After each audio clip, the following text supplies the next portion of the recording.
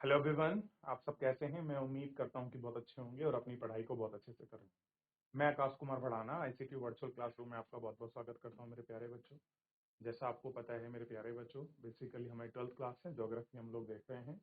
और इसी ज्योग्राफी के अंतर्गत मेरे प्यारे बच्चों, हम लोगों ने आपका इस चैप्टर में हम लोग प्राइमरी एक्टिविटी को देख रहे थे और देख रहे थे कहाँ पर प्राइमरी एक्टिविटी है, कौन कौन से ऐसे कॉन्टिनेंटल के जो पार्ट्स हैं, क्षेत्र हैं, जहाँ पर इस प्रकार की जो एग्रीकल्चर है वो आपका होता है।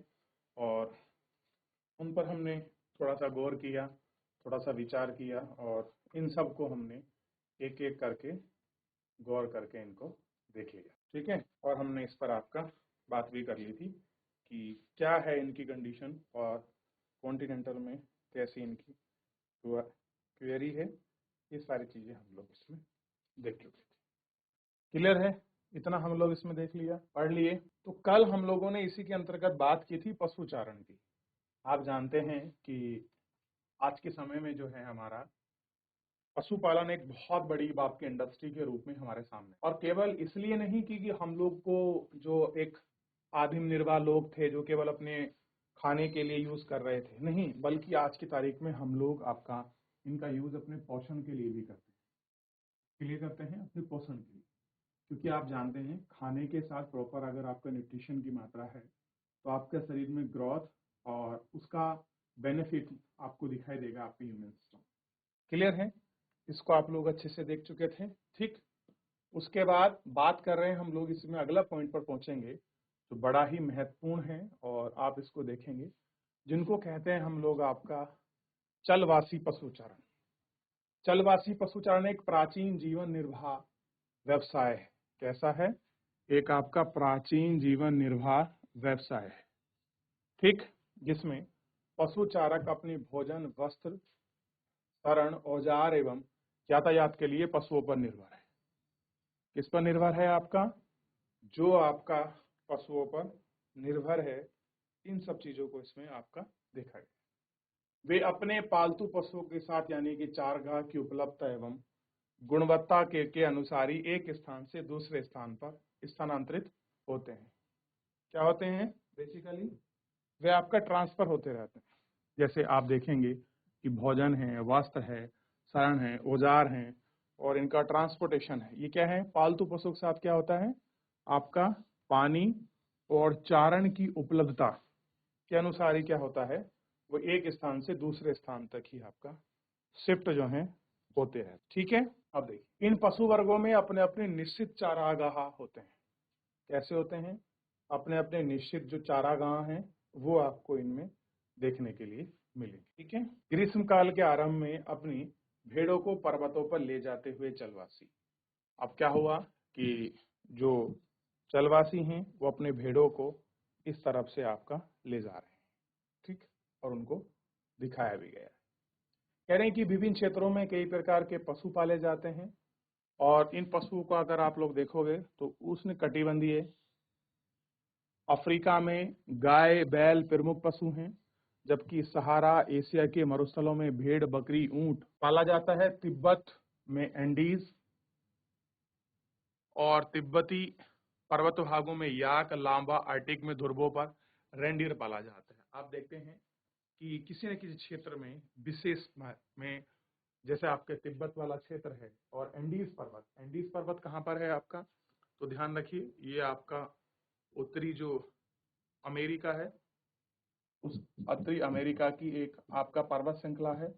अगर आप देखोगे तो इस वाले पूरे क्षेत्र में इस तरह से फैला हुआ है। अभी मैं आपको जब महाद्वीप में दिखाऊंगा तब मैं आपको पूरा बता दूंगा। ठीक, अब देखिए ये क्या पर है कि तिब्बत और एंडीज और भागों में याक पाले जाते हैं। याक देखे होंगे आपने, एक मतलब बहुत भारी हैवी टाइप में, जैसे बैल जैसे होते हैं और इनको बहुत लंबे लंबे बाल होते हैं। इनको याक कहते हैं और इनको लामा भी कहते हैं। और आपको पता होगा जब आप कभी शिमला जाएं या फिर आप हिमाचल जाएं या फिर आप जम्मू कश्मीर जाएं, तो जहां पर आपकी बहुत बड़ी मात्रा में आपकी बर्फबारी होती है तो उन क्षेत्रों में आपको ये दिखाई भी देंगे और लोग इन पर बैठकर अपने फोटो खिंचाते हैं। क्लियर हो गया? ये वही याक है। क्लियर है? तो ये यहाँ अब आपका बेसिकली आपका ट्रांसपोर्टेशन में हम लोग उनका यूज करते हैं, सामान लाद कर एक स्थान से दूसरे स्थान ले जाने, स्थानांतरित, जो कि हमारे आपके पर्यटन है या जो लोग वहाँ के रहते हैं उनको एक स्थान से दूसरे स्थान शिफ्ट करने पर भी ये मिलता है। दूसरा कह रहे हैं चलवासी पशुचारण 3 प्रमुख क्षेत्र हैं। इनका प्रमुख क्षेत्र उत्तरी अफ्रीका है, एक क्षेत्र कहाँ है, उत्तरी अफ्रीका, अटलांटिक तट के अरब प्रायद्वीप में होता है, मंगोलिया एवं चीन के मध्य फैला है। कहाँ फैला है? मंगोलिया एवं चीन में है, यह आपका फैला हुआ है। दूसरा क्षेत्र यूरोप तथा एशिया के टुंड्रा प्रदेश में। एक क्षेत्र कहाँ पर है आपका? एक क्षेत्र है यूरोप, एशिया का जो आपका टुंड्रा प्रदेश है, इन सारे प्रदेशों में, जबकि तीसरा दक्षिणी गोलार्ध के पश्चिम और मेडागास्कर जो द्वीप हैं उन सभी में आपका फैला हुआ है। ठीक है, तो क्या पर है? उन सभी पर ये सारे द्वीप आपके फैले हुए। कह रहे हैं कि नई चारागाहों की खोज में, आप देखिए चारागाहों के साथ क्या है, एक समय के बाद अगर आप कहीं पर रह रहे हैं तो वो चारागाह धीरे धीरे आपके समाप्त हो जाते हैं, और जब वो समाप्त हो जाते हैं तो आपको ये सारे जो प्रॉब्लम्स हैं वो आपको सामने हैं। कह रहे हैं कि नई चारागाहों की खोज के लिए पशु चारक समतल भाग एवं पर्वतीय क्षेत्रों में लंबी दूरी करते हैं। कह रहे जो आपके पशु चारक हैं ये समतल भागों में क्या करते हैं, जो आपका पर्वतीय क्षेत्र है उन पर लंबी दूरी तय करते हैं। अब आप देखिए सर्दियों में जहाँ बर्फ पड़ती है उससे वो नीचे की तरफ आते हैं, और ग्रीष्म काल में वो कहाँ पड़ते हैं? ऊपर की तरफ। तो ये इनका हर 6 महीने में शिफ्टिंग होती रहती है। ऐसी बहुत सारी भारत में जाती हैं, जैसे गुजर हो गया, इनको वन गुजर कहा जाता है, गुजर है, बकरवाल है, गद्दी है, भोटिया है, ये आपका पर्वत समूह पर रहते हैं, और ये आपका क्या है, ये शिफ्टिंग के लिए बड़ी फेमस है। कह रहे हैं कि गर्मियों में मैदानी भाग से पर्वत की ओर, अगर आपका गर्मी का मौसम है कहां से जाएंगे, और शीत में क्या होगा, शीत मतलब ठंड में ये क्या करते हैं, पर्वतों से मैदानों की तरफ, यानी कि शीत में ऊपर से नीचे की तरफ और गर्मी में नीचे से ऊपर की तरफ, हाइट की तरफ ये आपके बढ़ते हैं। इनकी इस गतिविधि को भी ऋतु प्रवास कहते हैं, और कह रहे हैं कि इनका एक स्थान से दूसरे स्थान ऋतु के अनुसार शिफ्टिंग ही क्या कहलाती है, ऋतु प्रवास कहलाता है। तो अगर प्रश्न बन जाए कि ऋतु प्रवास क्या है, तो आप कह सकते हैं कि चारागाह की खोज में जब आपके पशु चारक अपने पशुओं के झुंडों को लेकर शीतकाल में पर्वत से मैदान की ओर तथा ग्रीष्म काल में मैदान से पर्वतों की ओर जब प्रवास करते हैं, उसी को कहा जाता है ऋतु प्रवास। क्या कहते हैं? ऋतु प्रवास। क्लियर है इतना? देख लीजिए, फिर थोड़ा सा इसमें आगे बढ़ेंगे। इतना सबसे पहले आप देख लीजिए, कुछ पूछना है पूछ लीजिए। चलिए मेरे प्यारे बच्चों एक बार देख लें, फिर उसके बाद भारत की कंडीशन को भी थोड़ा सा ध्यान देंगे। कोई डाउट किसी का, कोई क्वेरी, कोई क्वेश्चन हो आपका, पूछ ले मेरे प्यारे बच्चों। देख लिया? चलिए अब आप मुझे थोड़ा सा ये बताइए, क्या भारत में भी इस तरह की चीजें होती हैं? ऋतु प्रवास कोई भारत में भी होता है? चलिए देख लीजिए क्या कह रहे हैं। भारत में हिमालय के पर्वतीय क्षेत्रों में, कौन सा रीजन है भारत का? हिमालय। और आपके बहुत सारे पर्वतीय क्षेत्र ऐसे हैं जिसमें आप देखेंगे गुज्जर, बकरवाल, गद्दी और भोटिया। अब मुझे बताइए भोटिया कहाँ मिलता है, उत्तराखंड में है कि नहीं है? गद्दी उत्तराखंड में है कि नहीं है? बकरवाल और गुजर तो आपको पता होगा, ये जम्मू कश्मीर आपके हिमाचल की है। गद्दी और भोटिया में बताइए कि दोनों में से कौन सी आपका उत्तराखंड की है या दोनों ही उत्तराखंड की है? ये आपके लिए क्वेश्चन है। क्लियर है? जो आपको ढूंढना है। आगे बढ़ते हैं थोड़ा सा। कह रहे हैं कि इन मैदानों से पर्वतों की ओर चले जाते हैं, शीतकाल में पर्वतों से मैदान की ओर आते हैं। इस प्रकार आपका टुंड्रा प्रदेश में ग्रीष्म काल में, टुंड्रा प्रदेश मतलब जहाँ पर बर्फ बर्फ रहती है और कुछ समय के लिए जब पिघलती है तो वहाँ फूल इत्यादि बन जाते हैं, उस प्रदेश में क्या होता है, ग्रीष्म काल में दक्षिण से उत्तर की ओर तथा शीत में उत्तर से दक्षिण की ओर। देखिए क्या कह रहा है, ध्यान दीजिए। टुंड्रा प्रदेश में क्या होता है, ग्रीष्म काल, ग्रीष्म मतलब गर्मी के दिनों में दक्षिण से उत्तर की ओर, दक्षिण से उत्तर की ओर तथा शीत में उत्तर से दक्षिण की ओर क्या होता है, चलवासी पशुओं का स्थान प्रवास होता है। क्लियर है? तो आपको शीतकाल और ग्रीष्म काल ना देकर वो टुंड्रा प्रदेश में घुमा सकता है कि दक्षिण से उत्तर की ओर, शीतकाल में उत्तर से दक्षिण की ओर शिफ्टिंग हो रही है, तो ये आपको बिल्कुल भी कंफ्यूज नहीं होना। कह रहे हैं चलवासी पशुओं की संख्या अब घट रही है। कह रहे हैं कि जिस तरह से पहले बड़े से बड़े झुंड जाते थे, आपका आज के समय में अगर आप इन कंडीशंस को देखोगे तो जो झुंड है उनकी संख्या थोड़ी सी घट रही है। क्या हो रही है कि जो आपके चलवासी पशु हैं उनकी संख्या में आपको ज़्यादा जो आपके वृद्धि देखने को मिलती थी, आपको इजाफा मिलता था, वो अब नहीं है, बल्कि इसमें डिविएशन है, घटने की संख्या हमको दिखाई दे रही है। तो क्या कह रहे हैं कि अब संख्या आपकी घट रही है एवं इनके द्वारा उपयोग में लाए गए क्षेत्रों में कमी हो रही है। इनके दो कारण हैं। कह रहे हैं कि इन क्षेत्रों में कमी आ रही है और इसके दो कारण इन्होंने बताए हैं। कह रहे हैं कि राजनीतिक सीमाओं का अधिरोपण, पॉलिटिकल जो आपकी बाउंड्री आई है उनके साथ है, और कई देशों द्वारा नई बस्तियों की योजना बनाई गई है। अब नई बस्ती की योजना बन रही है। जैसे उत्तराखंड में कोशिश की गई थी कि जो आपके गुर्जर हैं, इन लोगों को एजुकेशन प्राप्त किया जाए, एक स्थायी रूप में इनको काम दिया जाए, इस तरह का इन्होंने कोशिश किया। ठीक ठीक है, ताकि इन लोगों को एक स्टेबिलिटी आपकी प्राप्त हो सके। अब देखिए, अब देखेंगे अगला इसी में अगर आप लोग बात करोगे तो अगला इसमें मिलेगा वाणिज्यिक पशुधन पालन। वाणिज्य का मतलब जो आपके कमर्शियल लेवल पर इस प्रकार की एक्टिविटी करते हैं, हम उनको क्या कह सकते हैं कि वाणिज्यिक पशुधन हम इनको बोल सकते। ठीक है, देख लिया। चलिए, वाणिज्यिक पशुधन पालन। चलवासी पशुचारण की अपेक्षा वाणिज्यिक पशुधन पालन अधिक व्यवस्थित और एवं पूंजी प्रदान है। कह रहे चलवासी पशु की अपेक्षा, यानी कि जैसे हम लोग जानवरों की शिफ्टिंग कराते हैं मौसम में, उसकी अपेक्षा जो आपके कमर्शियल लेवल पर आपका पशुपालन करते हैं, ये क्या है, अधिक व्यवस्थित है। अधिक व्यवस्थित का मतलब स्थायी है और पूंजी प्रधान में पैसे की आवश्यकता होती है। आप देखिए, अगर आपको कोई आपका डेयरी फार्मिंग वगैरह खोलनी है तो आप उसकी जगह प्रॉपर क्या करोगे, आप उसमें एक जगह लोगे, पूरा एक उसका जो स्ट्रक्चर है उसको एस्टेब्लिश करोगे, उसके लिए आपको पैसा चाहिए। ठीक, तब आपका कहीं जाकर ये चीजें। जबकि पशुचारण में क्या है, ना तो कुछ आपको बनाना है, ना उनके लिए कुछ रखना है, ना कुछ इतनी खास कैपिटल की आवश्यकता है, बस उसी में जो है रोटेशन होता रहता है। क्लियर है। कह रहे हैं वाणिज्यिक पशुधन पालन पश्चिमी संस्कृति से प्रभावित है। और कह रहे हैं जो हम लोग ये बात कर रहे हैं हमारे यहाँ से नहीं है, बल्कि जो वेस्टर्न कल्चर है ना, क्लियर है, वेस्टर्न कल्चर मतलब स्विट्जरलैंड, इधर से स्विट्जरलैंड हो गया आपका, नीदरलैंड हो गया, जर्मन, फ्रांस, वहां पर ये बड़े अच्छी मात्रा में बहुत बड़े लेवल पे किया जाता है। और देखिए न्यूजीलैंड भी जो है, जो ऑस्ट्रेलिया महाद्वीप का पार्ट है, वहां पर तो आप देखिए बहुत बड़े लेवल पर आपका डेयरी फार्मिंग है, और वो लोग अपनी डेयरी फार्मिंग से पूरे वर्ल्ड को सप्लाई करते हैं। बहुत बड़े मार्क्स लेवल पर काम होता है। और हमारे यहाँ क्या है कि हम दूध उत्पादन में पूरे वर्ल्ड में पहले नंबर पर हैं और पीने में भी पहले नंबर पर है। ये अच्छी भी बात है, लेकिन फिर भी हमारे यहाँ जो पोषण तत्व है उसमें सबसे ज्यादा आपके कुपोषित बच्चे, महिला और पुरुष भारत में ही आपको देखने के लिए मिलेंगे। कह रहे हैं कि फार्म भी स्थायी होते हैं, और जो बड़े बड़े फार्म बने होते हैं वो कैसे होते हैं, स्थायी होते हैं। ये फार्म विशाल क्षेत्रों में फैले होते हैं एवं संपूर्ण क्षेत्रों में छोटी छोटी इकाइयों में विभाजित कर दिया गया है। चरित्र का कोई करने के का कोई बड़ा लागत एक दूसरे से अलग कर दिया जाता है। जब चराई के कारण छोटे छोटे घास समाप्त हो जाते हैं तो पशु को दूसरे में लाया जाता है। वाणिज्यिक पशुधन में पशुओं की संख्या भी चारागाह की वहन क्षमता के अनुसार रखी जाती है। ये एक विशिष्ट गतिविधियां हैं। केवल एक ही प्रकार के पशु पाले जाते हैं।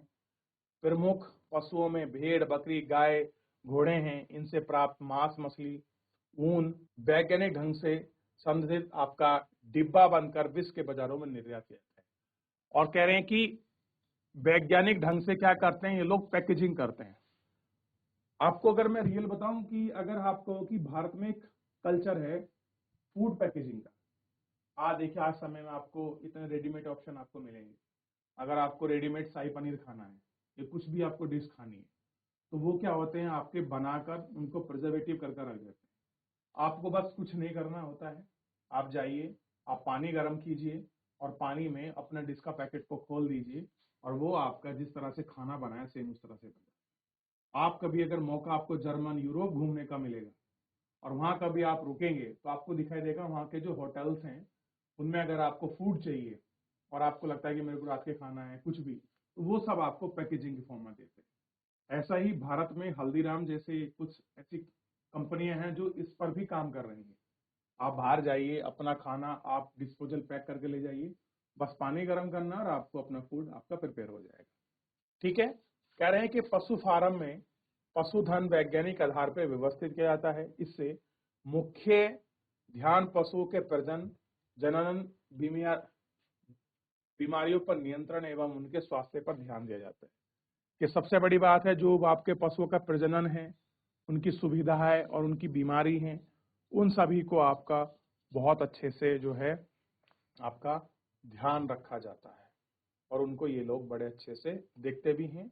और इस मामले में विश्व में न्यूजीलैंड, ऑस्ट्रेलिया, अर्जेंटीना, उरुग्वे और संयुक्त राज्य अमेरिका। न्यूजीलैंड और ऑस्ट्रेलिया ऑस्ट्रेलिया महाद्वीप के हैं। अर्जेंटीना और उरुग्वे जो हैं ये आपका दक्षिणी अमेरिका के हैं। और आपका संयुक्त राज्य अमेरिका ये वो आपका उत्तरी अमेरिका जो महाद्वीप है उसका देश है। और कह रहे हैं कि यहाँ पर आपका वाणिज्यिक पशुपालन यानी कि कमर्शियल आपका एनिमल हस्बेंड्री बहुत बड़े मार्क्स लेवल पर। यहाँ की जो गाय है ना नॉर्मल 50-50 लीटर दूध देती है, 35-35 लीटर दूध, और हमारे यहाँ हाईएस्ट 20-22 लीटर दूध देती है। तो आप देखिए इनका प्रोडक्शन ऑलरेडी होगा कि नहीं होगा, क्लियर है। फिर ये खाते अच्छे हैं, क्वालिटी अच्छी है, फिर ये लोग मैन्युफैक्चरिंग बड़ी क्लीन अच्छी तरीके से बनाते हैं, हाइजेनिक से, फिर उसको पैकेजिंग करते हैं और वर्ल्ड में बेचते भी हैं। और जो इनके प्रोडक्ट है डिमांड भी है। आप देखिए नेस्ले वेस्ले के जो आपके प्रोडक्ट है भारत की थोड़ी है, सब आपका यूरोपियन कंट्रीज के हैं, इन्हीं देशों के हैं, क्लियर है। आप इनका ये बहुत सारे प्रोडक्ट आपको सामने निकाल के देते हैं, तो आपको देखने को मिलेगा। फिर भी हमारे यहाँ कुछ स्वदेशी कंपनियां जैसे अमूल हो गई, आपके मदर डेयरी हो गई, ये लोग इनको भारत में ही आपके टक्कर दे रहे हैं ताकि हम लोग अपने लोगों को अपने देश का ही ये सब चीजें आपके प्रोवाइड करा सकें सस्ती रेट पर। इसलिए इनका प्रयास भी जारी है, क्लियर है। तो आप इनको अच्छे से देख सकते हैं मेरे प्यारे बच्चों। तो आगे बढ़ने से पहले थोड़ा सा ये देख लीजिए किस तरह से आपका पशुधन है। कहीं पर आपका अलग अलग पशुओं को पाला जाता है, तो ये पशुपालन के संबंधित था। अब इसके बाद सीधा हम लोग एग्रीकल्चर पर आगे बढ़ जाएंगे कि एग्रीकल्चर की क्या कंडीशंस हैं, इनको भी हम लोग देखेंगे। तो एक बार पशुपालन में पूरा सा आप देख लीजिए, आदिम जीवन निर्वाह से लेकर प्रेजेंट कंडीशन तक किस प्रकार में पशुपालन होता आया है, चाहे वो शिफ्टिंग को लेकर हो, प्रवास को लेकर हो, कमर्शियल रूप में हो, जीवन निर्वाह के रूप में हो, आदिम हो, उसमें से किसी को डाउट कोई क्वेरी है मेरे प्यारे बच्चों आप उससे पूछ लीजिए, नहीं तो फिलहाल हम लोग इसके बाद आगे बढ़ेंगे। हुआ आपका, हो गया, देख लिया इतना आप लोगों ने। चलिए थोड़ा सा एग्रीकल्चर पर बढ़ जाए। तो ये तो था आपका पशुपालन से संबंधित कि किस तरह का पशुपालन वर्ल्ड लेवल पर हो रहा है। और भारत में तो आपको पता है कि भारत में आपका हम लोग एग्रीकल्चर के साथ हर घर में मोस्टली आपका जो भी आपकी एग्रीकल्चर जो आपकी फैमिली है वो लोग आपका पशुपालन करते ही करते हैं। और उनका कारण है कि जो उनका दूध का जो पार्ट है, जो उनकी फूड चेन है, जो आपके फूड प्रोडक्ट हैं मिल्क फूड वाले, वो उनको वहां से मिल जाते हैं। तो हम लोग एग्रीकल्चर के साथ पशुपालन करते ही करते हैं। लेकिन वर्ल्ड में क्या है, लोग एग्रीकल्चर के साथ पशुपालन करें ये जरूरी नहीं, लेकिन हम लोग इनको करते हैं। तो अब हम इसमें बात करने जा रहे हैं एग्रीकल्चर की और कृषि की। तो कृषि के जितने भी प्रकार हैं, चाहे वो विश्व में हो या भारत हो, बेसिकली हम लोग उनकी बात करें, क्लियर है। चलिए तो इतना आपको ध्यान होगा। कृषि के ऊपर बात कर कह रहे कि विश्व में पाए जाने वाली विभिन्न भौतिक, सामाजिक एवं आर्थिक दशाओं में कृषि को प्रभावित करती है। कह रहे हैं कि वर्ल्ड में जितनी भी आपका फेवरेबल कंडीशंस हो सकती हैं या जो भी कंडीशंस हैं, एग्रीकल्चर को इफेक्ट करने में आपका कोई आपका फिजिकली हो सकता है, कोई आपका सोशल हो सकता है, कोई इकोनॉमिकल हो सकता है। यही प्रॉब्लम है कि कहीं कर आपके मान लीजिए अब आप कहने लगे कि मेरे को माउंट एवरेस्ट पे एग्रीकल्चर करना है, तो आप कहें मेरे को गेहूं उगाना है, मेरे को मक्का उगाना है, बताइए क्या अब आपके फेवरेबल हो सकता है? क्या ज्योग्राफिकल आपकी कंडीशंस है? सोशल है का मतलब है कि वहां के लोग उस फूड चेन को एक्सेप्ट करते हैं, खाते हैं कि नहीं खाते हैं। आर्थिक का मतलब है कि कैसी इकोनॉमिकल कंडीशंस हैं, पैसे का, पूंजी का क्या प्रभाव है, कैसी कंडीशंस हैं, ये वेरी करता है। कह रहे हैं कि इन्हीं प्रभाव के कारण, प्रभाव मतलब है उसका इम्पैक्ट, सोशल, फिजिकल, इकोनॉमिकल प्रभाव के कारण ही कृषि प्रणालियां, प्रणाली का मतलब होता है पैटर्न देखे जाते हैं। कैसे हैं? अलग अलग पैटर्न पर क्या हो रहा है, एग्रीकल्चर हो रहा है। अगर आप इनको देखोगे तो अलग अलग पैटर्न्स हैं जिन पैटर्न पर क्या हो रहा है, एग्रीकल्चर की जा रही है, क्लियर है। जैसे देखिए, कृषि विभिन्न प्रकार के फसलों का बोया जाना, पशुपालन, विभिन्न कृषि विधियों पर आधारित होता है और उसकी मुख्य प्रणालियां हैं। कुछ उसकी प्रणालियां हैं जिन पर होता है। सबसे पहले देखिए, इसी प्रणाली में एक पार्ट आया है, आपको पता भी होना चाहिए, जिसका नाम है निर्वाह कृषि। अब आप निर्वाह से मतलब समझ, आपको कुछ चीजें जो है डेफिनेशन से ही क्लियर हो जाए। निर्वाह कृषि, निर्वाह मतलब क्या हुआ, जिस पर निर्भर हो, इस प्रकार की कोई कृषि होगी। देखिए, इस प्रकार की कृषि में, कृषि क्षेत्र में रहने वाले स्थानीय उत्पादों को संपूर्ण अथवा लगभग उपयोग करते हैं। यानी कि जितना भी आप जीवन निर्वाह का सिंपल मतलब समझिए, आप कोई भी कृषि कर रहे हैं, किसी भी क्षेत्र में कर रहे हैं, क्लियर है। और स्थानीय उत्पाद की बात हो रही, लोकल वाले की, जो मतलब मान लीजिए हमारे कोई गांव है, वहां हम लोग गेहूं चावल उगा रहे हैं, तो जितना उगा रहे हैं वो हमारे अपने प्रोडक्शन के लिए, अपने खाने पीने के लिए है, और लगभग उसका हम लोग उपभोग भी कर सकते हैं। मान लीजिए पूरे गांव में 1000 कुंटल गेहूं हुआ है, 100 कुंटल गेहूं हुआ, तो 100 के 100 कुंटल को हम लोग अपने फूड पार्ट में ले लेंगे, हमारी आवश्यकता है, हम किसी को रिमेनिंग या शेष कुछ भी नहीं बेचते। और कह रहे हैं कि इसको भी दो भाग में वर्गीकृत किया गया है, किसको, जीवन निर्वाह कृषि को। तो एक भाग कौन सा है, एक भाग है आदिम निर्वाह कृषि। कौन सा है, आदिम निर्वाह कृषि, ठीक है, ये आप देखेंगे। दूसरा है गहन कृषि। तो सबसे पहले हम बात करेंगे आदिम निर्वाह। कह रहे कि आदिम निर्वाह कृषि अथवा स्थानांतरण कृषि। अब देखिए, दो नाम क्लियर हो गए हैं, आपको पहले भी बताया था। आदिम निर्वाह कृषि कह लीजिए, या इसको आपका स्थानांतरण कृषि कह लीजिए, यानी कि शिफ्टिंग एग्रीकल्चर, झूम कह लीजिए। ये उष्ण कटिबंधीय क्षेत्रों में, प्रॉपर इसका रीजन बताया है, उष्ण कटिबंधीय। उष्ण कटिबंधीय का मतलब समझिए, उष्ण कटिबंधीय क्षेत्र कौन सा होगा, ये देखिए, ये है आपका 23.5 कर्क रेखा, 23.5 मकर रेखा, यही है ना, यही देख रहे हैं। तो ये जो इसके बीच का पार्ट है, यही कैसा है, उष्ण है। उष्ण का मतलब होता है गर्म, कटिबंध का मतलब है जोन।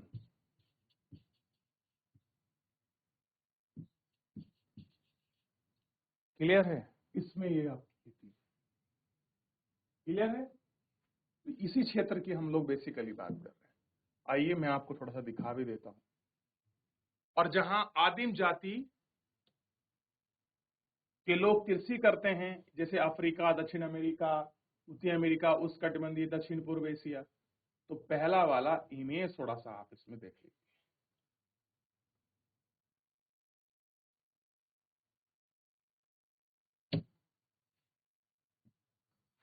देखिए, ये जीरो है, ये वाली लाइन,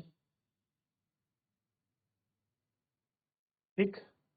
अब कर्क रेखा 23.5 के आसपास ये पूरा क्षेत्र करता है, यहां पर मिलेगी कुछ थोड़ा बहुत यहाँ पर। ये इसी का इमेज है, नहीं नहीं, ये तो पशुपालन का है बच्चों, ये है आदिम कृषि का, वही तो मैं कहूं, वो तो उसका था दूध का, पशुपालन का, ये है आदिम कृषि का। अब देखिए, मैंने क्या बताया था, ये 23.5 ऊपर और 23.5 नीचे, ये क्या हो गई, मकर, और ये होगी कर्क रेखा, तो भाई इन्हीं के बीच में मिलेगा।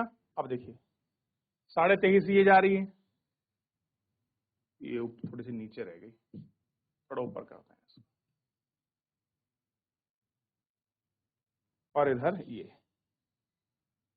तो जितनी भी आपकी झूम कृषि है, झूम, ये कहाँ मिलेगी टोटल, जिसको आप शिफ्ट कह रहे हैं, आदिम कृषि कह रहे हैं, ये जो भाग है, इसी भाग में, चाहे अफ्रीका हो, उत्तरी अमेरिका हो, दक्षिणी अमेरिका हो, इन दोनों के पार्ट में, ये जो आपके कैरेबियन द्वीप समूह हैं, इस वाले क्षेत्र में, south west Asia, south east Asia, ये पूरे क्षेत्र हैं जहां पर ये देखने को आया। समझ, देख लीजिए एक बार, हो सके तो मैप में खोजिए, फिर आपको समझ आएगा। आप अमेजिन बेसिन का क्षेत्र पढ़ोगे, ठीक है, थोड़ा इसको देखोगे तो चीजें और अच्छे से क्लियर हो सकती हैं। चलिए, तो आप लोग इसको देख पाए, बात भी की, तो इतना आपको अगर आप देखते हैं तो आपको बिल्कुल क्लियर हो जाएगा कि आपका जो आदिम निर्वाह है या शिफ्टिंग है वो किन किन क्षेत्रों में आपकी बेसिकली हो रही है, ठीक है, और आप इसको बड़े अच्छे से बात कर पाएंगे। चलिए, तो थोड़ा सा एक बार हम लोग क्या है,